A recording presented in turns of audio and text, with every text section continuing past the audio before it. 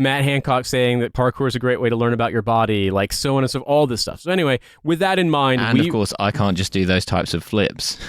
Yes, there was that. Anyway, Matt Hancock went on. What is it? Who Dares Wins? The fucking Celebrity SAS Who Dares Wins. So this is a show that had been running for a while, both initially as SAS Who Dares Wins, where it was like members of the public taking part in this fake SAS selection reality show. And then they started doing a celebrity version, of which Matt Hancock was on the most recent season 5, which came out in 2023, I believe. This is what we're doing here is a companion series. It's SAS month here.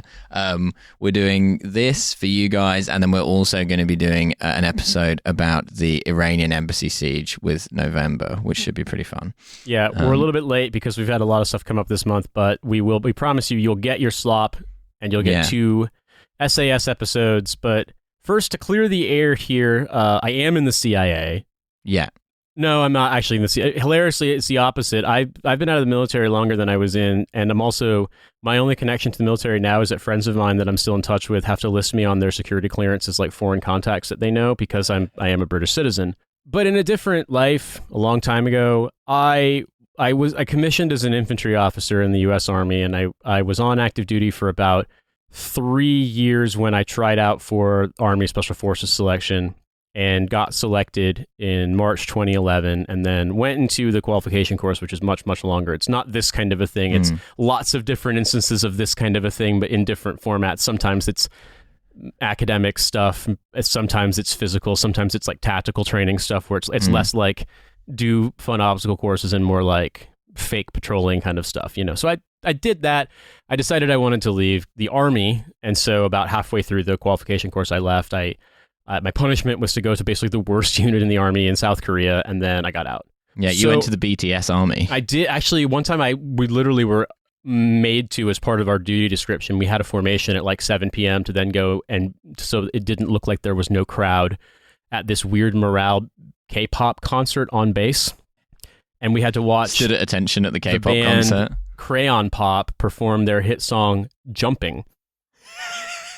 They wear bike helmets, and the chorus is something like jumping. Like, I'm dead serious. Now, bear in mind, in the U.S. Army in Korea, there's a lot of Korean Army soldiers there too, because they have this program where, on merit alone, and definitely not family connections and wealth, you can serve out your conscription as an auxiliary to the U.S. Army in a much nicer and more comfortable environment than in the Korean Army, where you get treated like dog shit nonstop and basically get no free time ever. So there was enough of a Korean audience there, but they're like, yeah, it's not, the Katusas aren't enough. We got to pack this basically like sports field with a set up bandstand and make it seem as though all our soldiers are super excited about seeing a K-pop band perform. It's very funny to be issuing your soldiers a ration of K-pop. Look, man, when you have to teach soldiers how to like wash their own dicks, like getting orders to attend a K-pop concert is really, it doesn't seem. There was a joke years ago. You boys don't know nothing about K-pop. You can't even tell the difference between BTS and Blackpink. Milo was making reference to the Geechee Sergeant Major at my infantry school, which is very funny because, it's a story I've told him. But basically, when the Sergeant Major of our infantry course briefed us, it was in a big echoey lecture hall, and basically no one could understand him because he had a Geechee accent. I struggled, and I'm a little more familiar with it, having family from North and South Carolina. But yeah, wow, it was different. I'm telling you all this, huge open parentheses we got to close before we get back to the topic, which is that I obviously did not try out for the SAS. The closest equivalent to the SAS in the U.S. Army is probably Delta Force or CAG or whatever they're calling themselves. I never tried out for them because you kind of can't where I was in my career. Like, to be an officer in CAG, you have to be post company command, and typically the only people who would even be invited to try out were people who were... it's mostly people who are in Ranger Regiment, which is more like the American paras than it is like it's somewhere between paras and SAS, I'd say. And then Special Forces, the U.S. Army Special Forces is different. It is this stuff, but it's different. Like, it's different mission set, and it's a different vibe, but it's still a lot of the same things. And I bring this up because, like, I guess the weirdest thing about it is that it wasn't in Vietnam during a monsoon, but I have done this stuff, pretty much all of this stuff.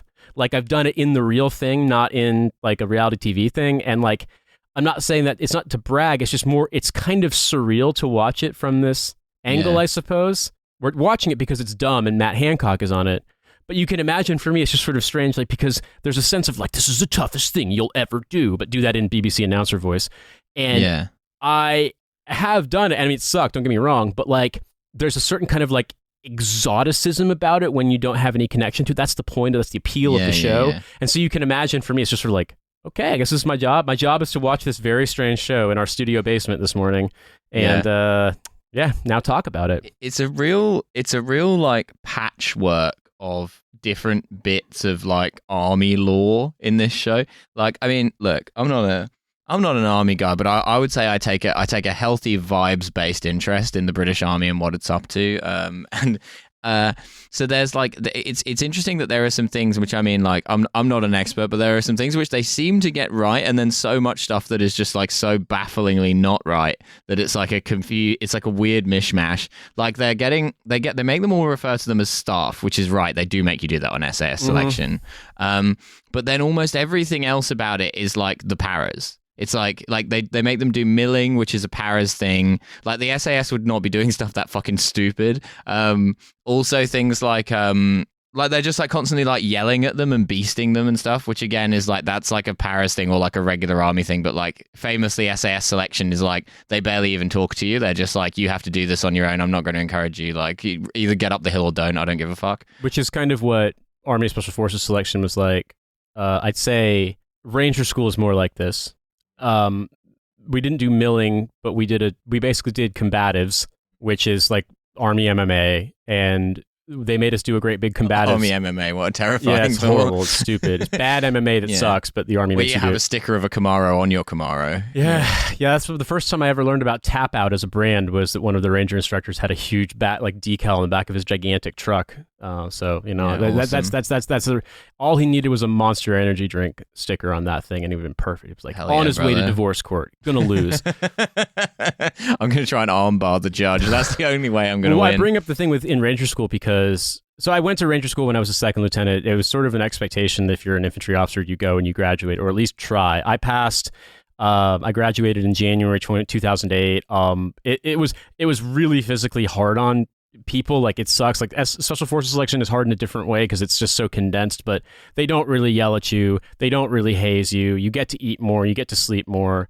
But in Ranger School, I bring up the thing with the combatives tournament, because basically, like, combatives is a thing that's really skills based, and like there is a way of taking it seriously and like learning it, but most people don't get to. So most people, it's just at the end of the day, it's who gets tired first, who can remember one or two moves better than the other guy, and it just looks like, to use a relatively Army expression, monkeys fucking a football. And so in order to spice things up, the way the Rangers instructors worked, or they'd go around and check watching the fights, because it would be simultaneous ones happening in this big pit, and if they thought there wasn't a clear, like, someone going to win on technique, they'd just drop either like a rubber knife that you could, like, oh, you stabbed the guy, you killed him, or a real taser.